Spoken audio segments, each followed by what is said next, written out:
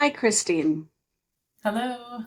Welcome. It's so nice to meet with you. And thanks for coming on and talking about somatic interrelationship focusing and how that has affected your life. Yeah, it's a pleasure to be here. I'm excited to have this conversation with you. Great.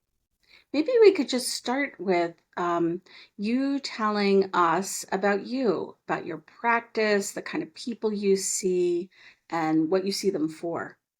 Yeah. So I'm a licensed clinical social worker, so that's my like kind of full professional training. And I also have had training in integrative therapies. So for a long time, I've also been trained in like Reiki and Tai Chi and Qigong and meditation. Um, Kind of over the years, I've also added in things like somatic experiencing and interrelationship focusing, EMDR, mindful self compassion, and some health coaching also. So, like, kind of have like a well rounded, maybe kind of wide, depth of things that I draw from. Um, Absolutely. What does your work look like? Is it have talk and movement? Is it different with different clients? yeah, so I would say that it can be different with different clients. So, I have two tracks of my business, I would call it. And so, one of them is more integrative somatic psychotherapy. And so that's going to look a little bit more like traditional, talk therapy, except we're not just talking. We're doing a lot of the kind of tracking of the nervous system and integrating somatic modalities. Because I have some like, movement background and other things that like those things naturally come into those sessions when they feel appropriate as more like mind body interventions and stuff. So um, on the other side, I have people who will come to me for, um, like spirituality, like meditation instruction, or just trying to like evolve as a human being. And then other people who have things that aren't really mental health related, but they're having physical symptoms and they want to resolve them. So Uh, someone who might be like pregnant or having a surgery or just had surgery. And there really isn't a big full mental health component to it. And so those people would be on more of the wellness side. And then they get like everything except psychotherapy. And huh. um, so I feel like the dividing lines tend to be that the psychotherapy people don't get touch work and the wellness people don't get psychotherapy. Oh, And so there's like a clear yeah. line. Two different approaches that you're taking. And Yeah. in the wellness approach, is there a lot of movement and touch? Is it mostly movement and touch based work? It can be a mixture of things, but I do have um, clients that I'll see in person and do touch work. And so, because I had the training in Reiki for many years and then had the SE touch training, I kind of started to do a blend of them and kind of different clients want different things. Some of them are just like, I just really want the Reiki session. Um, and some people will want like that plus what can I do when I'm at home? So then I do a lot of support of like this Qigong movement will help this in your system. Um, but what I've noticed now that I learned more of the touch part of SE, that being able to dialogue with them on the table more and keeping them kind of tracking and aware with me rather than me just tracking has been a change maybe in the last couple of years that I've seen. And then I'm seeing also where people who have more of a like somatic language can actually track really well and they can move into an IRF process on the table when I'm doing touch work. And so we can like find the pieces that aren't just energy and sensation based, but more attachment and going into different states that pop up as we're connecting to that aspect of them. And that's something that I was noticing, I think, when I was doing the sessions, but they weren't really participating in it in the same way. Mhm. And so that I think has really shifted, I think, more recently. Yeah, that's a huge difference of bringing that relationship piece and awareness and relationship is so transformational. And I know I'm trained in biodynamic cranial sacral therapy, which modality I love. And over the years, I've also gotten much more um, engaging of people in how they're experiencing things and what it feels like in them, and having a relationship with what's happening inside. Yeah, yeah. I really one of one of the ways I guess that I like to practice is I don't want there to be magic necessarily in the session. I mean, it can be magical, but like I don't want it to be that somebody thinks that I have power over them. And so it's really important to me to find ways to empower them to be able to experience something on their own, to participate in it, to partner with it, and or to like leave with tools to practice that they can do on their own. I don't want them to be dependent on me. There's only so much of my time that's available. So I just really want people to have that sense of empowerment like in the session and outside of the session. Yeah, I share that with you.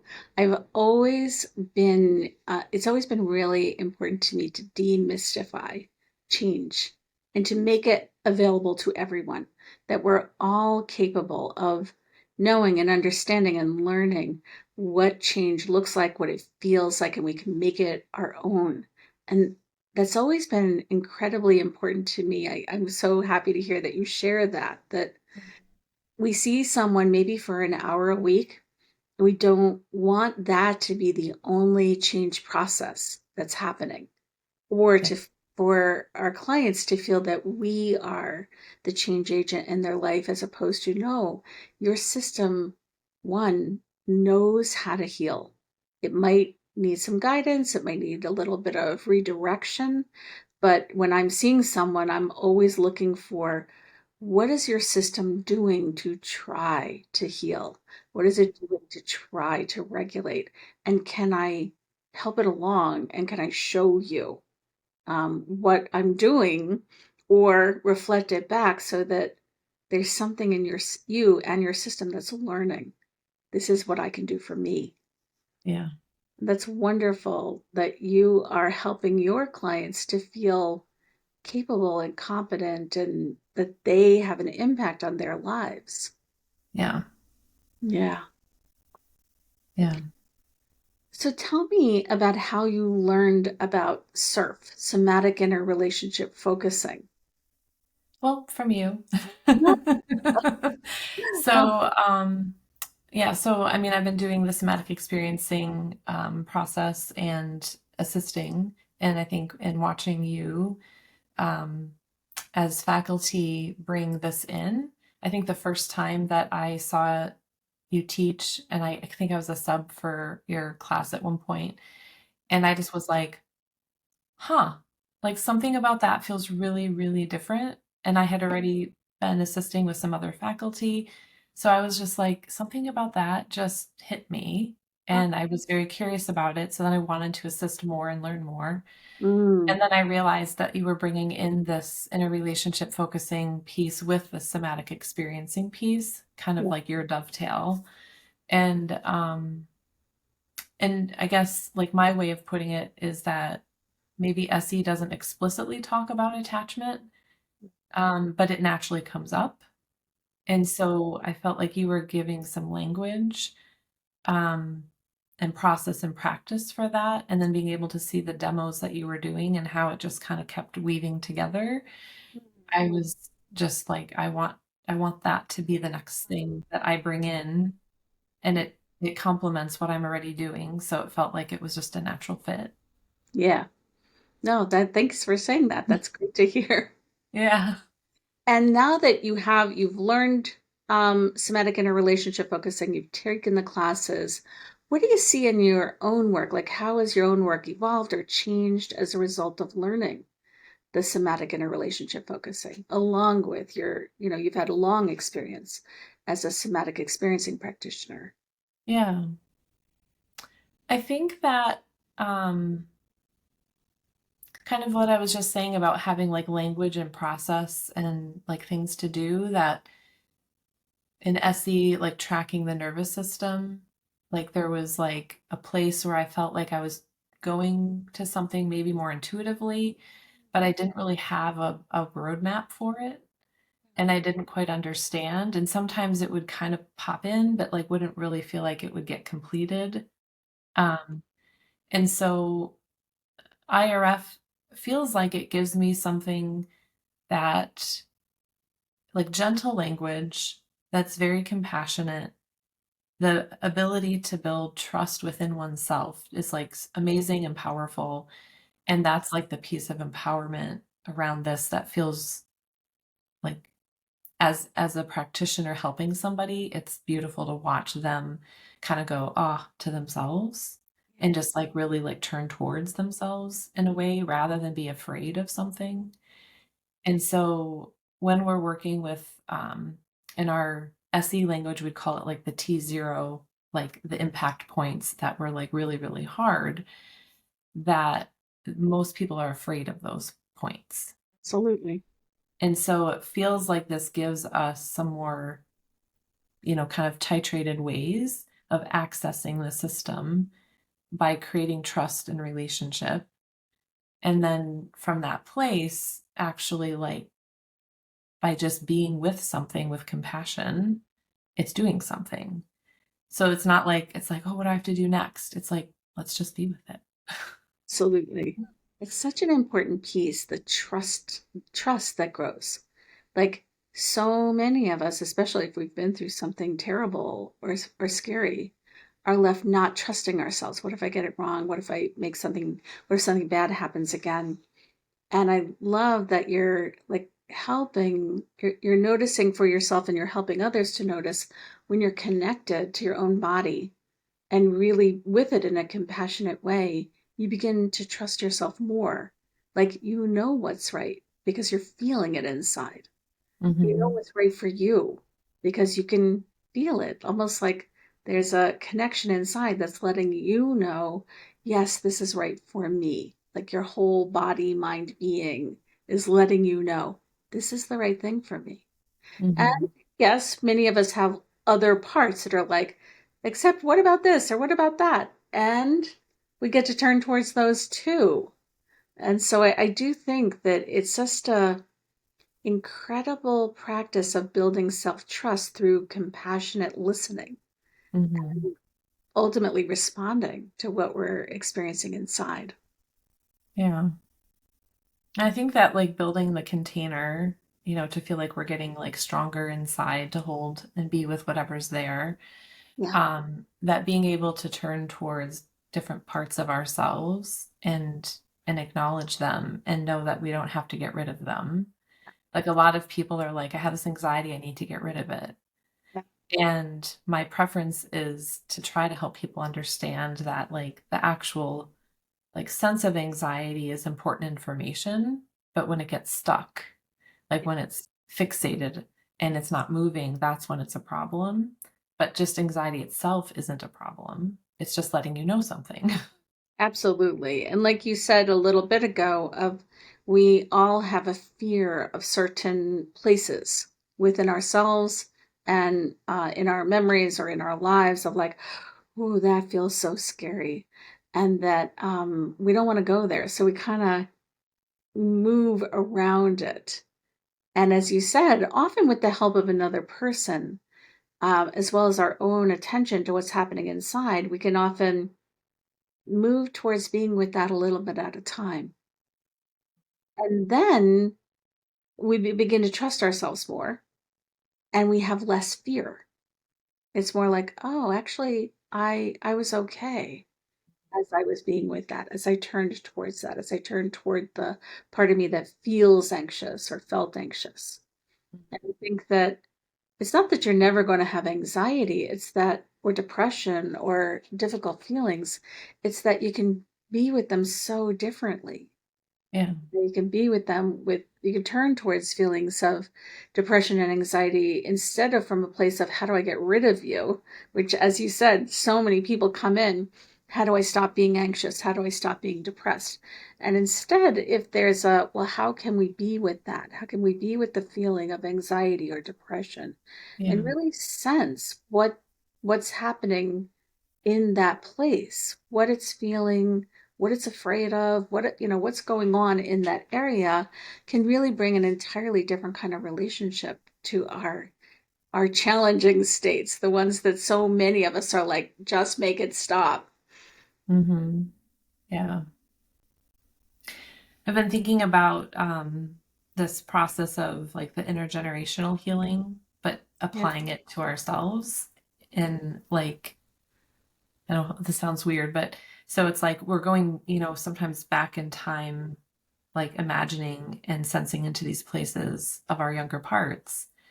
But I've found that also having people access their future self and like their wise self or their like grandmotherly self or grandfatherly self or something that's like has been around for a long time, has witnessed and seen it all, and imagine you at that place coming and sitting with you now and then sitting with that younger part of you and like this kind of T line of like I am here now but these parts exist has been really powerful for people to feel into like their own competent protector. absolutely. um, and then being able to include that as it's not just what has been and what is right now, but also what will be, and Yeah. like kind of the becoming into that. And so, not quite sure why that's emerging, but it feels like it's been something that shows up in sessions recently. I think it makes complete sense. I also love the working with the future self and the competent protector as the now you who really gets what other versions of you, like often younger versions of you, really needed. You know it so deeply because you lived it. You even now really can feel into what I didn't get was, what I needed was, what wasn't there.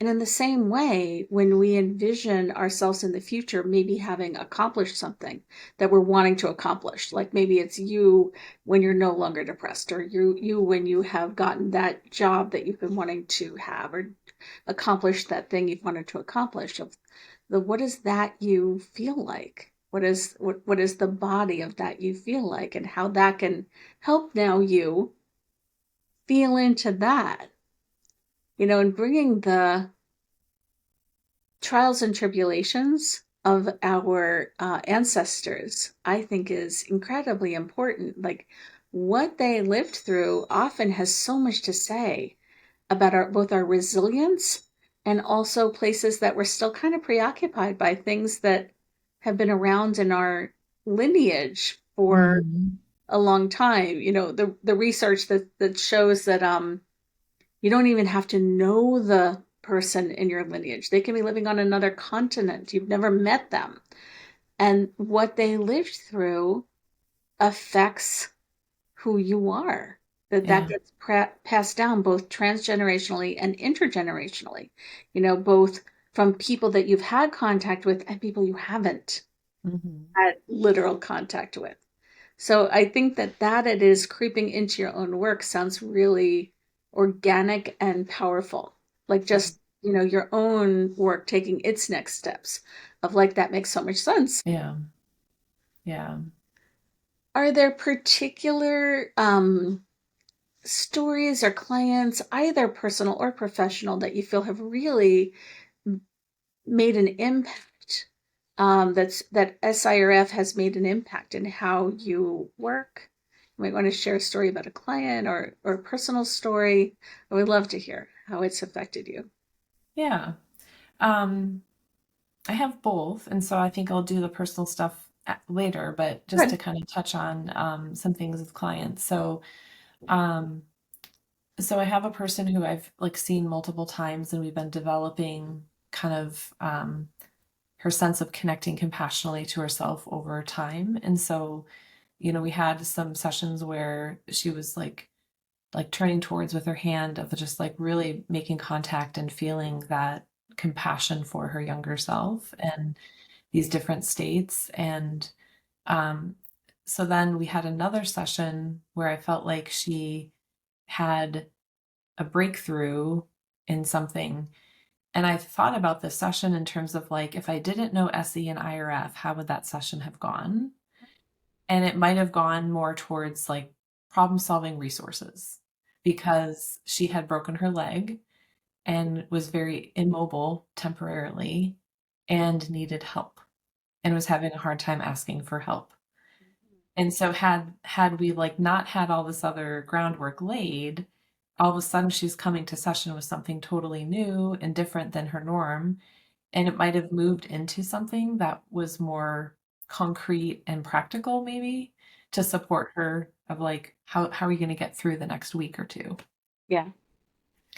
So instead, we ended up tapping into things within herself around being afraid of asking for help, feeling incapable of asking for help, and then going into like that aspect within herself, and then going through the layers. So, like to kind of move through the session, it was caretaker for a parent when she was younger, never got to know what her needs were, never got to articulate what they were. So she doesn't even like know how to do that. Yeah. That he had not done it at that point. And so her system is just primed for being a people pleaser and helping others and tracking everyone else's needs, but Yeah. not her own. Uh-huh. Um, so we've spent some time with that and in previous sessions had identified that aspect of herself. And so she was already in a very compassionate place of witnessing that, but also feeling really, really scared. Hmm. And so she said it felt vulnerable and terrifying to move into a place of asking for help. Yeah. Totally new spot for her. Yeah. And so being able to use this blend of SE and IRF helped us kind of go into that gently and kindly and hold some space for her own understanding of what was going on there. And then she got to a place where she was like, I really want to ask for help. Like, I need to ask for help. Yeah. And, but I don't know how to do that. And I don't know if I can trust that it will happen. And so we ended up moving into like the wanting, not wanting Yeah. kind of aspect of things. Being able to feel that she wanted to ask for help. And what an enormous step to be able to feel that. What I imagine was like something unfelt for a really, really long time was Yeah. wanting something for herself. Yeah. And it sounds like it was such a vulnerable place. Like, now I can feel that I want it, and I don't actually know how. There's Yeah. feeling like, like a muscle that hasn't been used. It never Yeah. grew. It never had the opportunity to grow. Yeah. And what's interesting is how I think in like loving kindness, compassion meditations, you do compassion for others and yourself. Uh-huh. And so what ended up happening here was that she had this awareness of like, I really want my daughter to have a different life. Oh yeah, And she absolutely. could really feel into that. And then she could see and feel into wishing that she had had a different experience as a child. Yeah. And so it was like holding space for these aspects of herself to like be present and like what is really wanted and needed for your younger self, for you now as a mother, for your child. It was kind of this whole like, again, we're moving across the layers of time and space. But in this moment, um, like she got to a place of identifying that she wanted like support and love and safety. She wanted to be able to like ask for that in a way that it would be received. Like Yeah. she would actually get what she needed. It really is like holding multiple generations at the same time. Her own parenting where she didn't get what she needed, where she didn't learn what her own needs were or how to express them, what it would be like to express them and have them received or not received. They just were never invited. And it sounds like looking at her daughter, she was able to get that she didn't want for her daughter what her experience has been, and this odd opportunity of breaking your leg, of helping her get in touch with the real felt sense, the real embodied feeling of I want to be able to ask for help. I want support. I want it for me. I want it for my daughter so that she sees and learns what it is to want support and ask for it. I want it for past generations that didn't have that opportunity. You can really heal here. What an incredible opportunity for healing it is, both present, Right. impacting.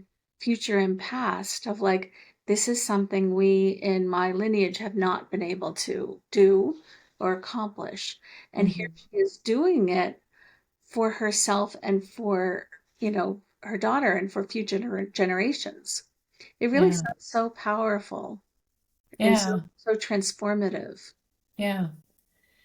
And it ended up being that, like, I knew from previous conversations that her partner was very willing to be helpful. Her sister was very willing to be helpful.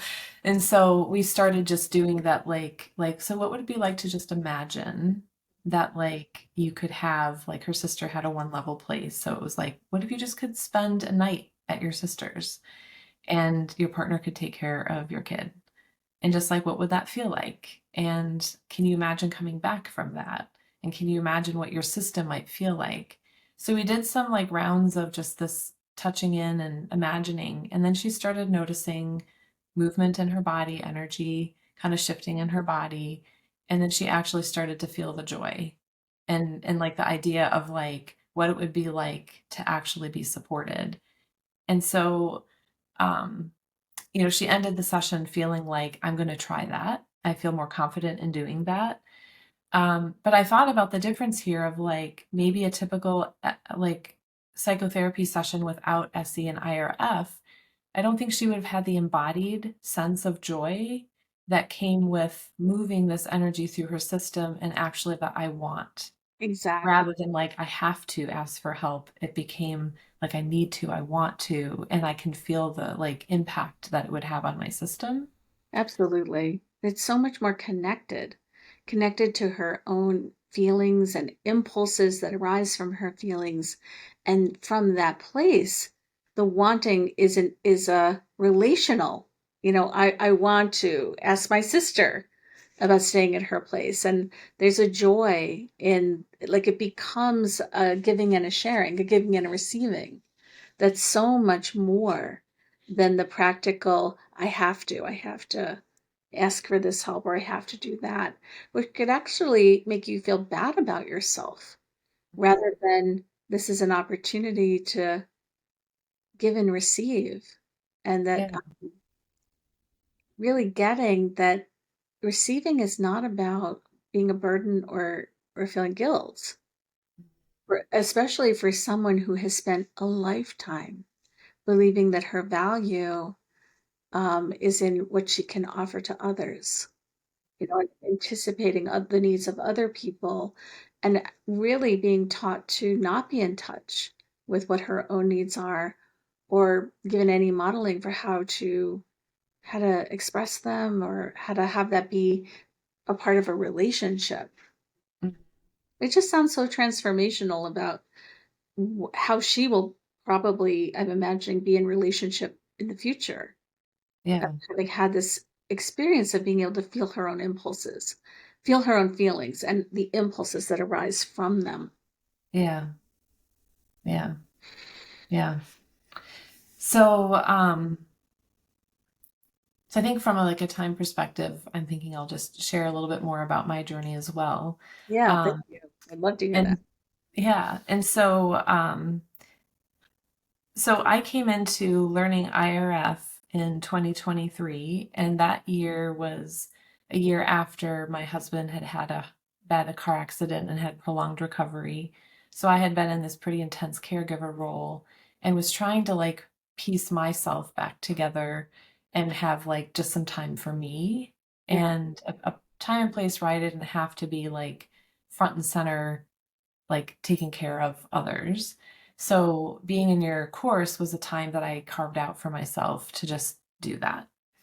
nice. And and I think that the weekly partnerships that we were able to have to support each other, like that in and of itself, I'm just so grateful for. I had a wonderful partner and it just it did so much for me. And so I just am like so grateful for just the practicing aspect of things.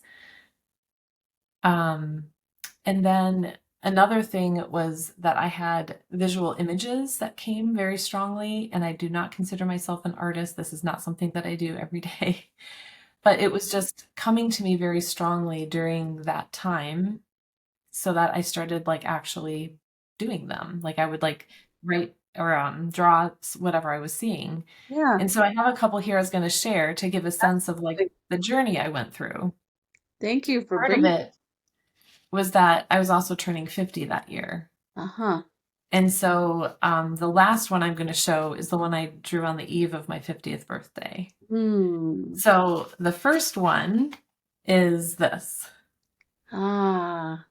And so this was me like bracing my heart and trying Yeah. to like hold it together tightly. Yeah, it looks like it's armored. Right. Yeah. And so I think that's kind of where I came in to the process. Yeah. And so that's amazing to be able to feel that and to have that beautiful image of this is what it feels like. Yeah. Yeah, and I had several sessions where that image started changing and evolving and becoming less hard and maybe more organic. Mm. One of them was this. Mm. Yeah. And you can see this all this beautiful growth. And it's like And it's nourishment. yes, Like right? the water coming down was like my heart was receiving nourishment and it was allowing like growth, Go expansion. through occur. That's Yeah. beautiful. So so anyway, so then the eve of my 50th birthday, I felt like my self and presence and like what is that version of me moving into as I cross this threshold into 50. Mm. And so this was my picture. Oh, that's beautiful. It just looks so open and excited. Yeah. And so I felt like for me, like, I don't know if there's like a better way to explain the transformation that I went through than by like looking at these drawings of like what Mm. session by session, week by week, my system was experiencing. Yeah. And like ultimately I felt like I was touching into and like recognizing that I had these like boundaries and armor up for protection, but that ultimately that protection was going to not serve me. Yeah. And it That was going to keep me from the things that I actually wanted. absolutely necessary at one point. And then once it is no longer necessary, it's like we don't catch up. We don't just automatically catch up of like, oh, I don't need to do that anymore. It's it sounds like the interrelationship focusing helped you sense this is what it's like right now. And also helps you feel other desires, other wants, other ways of being that might feel really good or might be wanted. Yeah. And Yeah. I think that that was like the big thing was like one of your classes was like, is there, something that you know, like want, but maybe you're struggling with Yeah. moving towards or just not sure about, or I forget what the prompt exactly was, but mine was that something in me wanted to move and something in me wanted to stay. And it Yeah. was in relationship to my beautiful country home and land that I had been on for 17 years. And I could not imagine leaving. But because of my husband's accident being right on that road, it was no longer feeling like a safe place for him to travel on. And the amount of like worry and fear that was like there with every time he was on the road, Yes. um, it just was a lot. And it felt like maybe we don't actually belong here anymore. But I couldn't imagine what was next. I had no idea what was coming next. So Yeah. I just worked with that like over and over, multiple sessions, and getting in touch with a part of me that wanted safety and security and support and friendship, and eventually realizing I wasn't actually getting that where I was. Yeah. And that, like, being able to consider what moving might look like was like a seed was being planted of like, it might be okay, even if you don't know what it looks like. Yeah. It's so powerful. Yeah. Yeah. And we ended our class on, I think it was like December 13th in 2023. And I realized just last night when I was looking at this that it was a month later that I had signed my lease for where we are now. And again, have no idea how long we're going to be where we are, but we landed in this incredibly beautiful place that is surrounded by nature and has a lake view and has all these beautiful things and birds and eagles, and it's like so rich with like so much nature aliveness that I didn't know I could have living in the city. It sounds like it. And it sounds like I love the process of, I call this self-sabotage, although I'm not sure that would be the right thing to call it in your instance, but you've been wanting something and it's not materializing and you're like, what's going on? And I suggest that you do what you did of like something in you wants this and something in you doesn't want it. And what is that process? And I can imagine living 17 years in something that had been nourishing and nurturing, and that has been your experience for 17 years. And then you enter a chapter in your life when it doesn't feel right anymore. Like something's off, something's wrong, but not being able to, one, not being able to envision what next, and two, I think there's also wait a minute, how did this change from being something so nourishing for me to not being nourishing right now? How do I catch up with that change in my life? And sometimes I think it's something in our lives that like something changes dramatically. Your husband's accident made the property that you were living on no longer the nurturing, nourishing space that it had always been. I know, I had a similar thing when my husband went through stage 4 cancer, and I entered a space of also caregiving and then not being able to shift out. Like something needed to change, but I couldn't envision it. I love that you took this process of, something in you wants something different and something in you, you want something and you don't want it. And we need to spend time with that. And the beautiful transformation from my heart is guarded to my heart is growing Yeah. to embracing. I don't know, in the picture it almost looks like I am embracing what's coming, or I'm Yeah. embracing what's yet to unfold in my life. Yeah. Yeah. I And it's the place that's kind of like across the street that way is a 600-acre conservancy. Yeah. And like this picture I drew could be me with the moon at night, Mm, like over there. Like it's like so much beautiful land and wildlife and things. So even though I don't have it directly in my backyard, it's like hop, skip over and I'm there. right, it's right And there. so, and it's so much more than I had. Like 600 acres is more than like the land that I had. Yeah, And I don't have to take care of that it. too, right? It's just there for you to go and explore and enjoy, and it Yeah. actually sounds so wonderful and ideal. It's a way of giving so much to you and maybe demanding less of you. Hmm. Yeah, Yeah.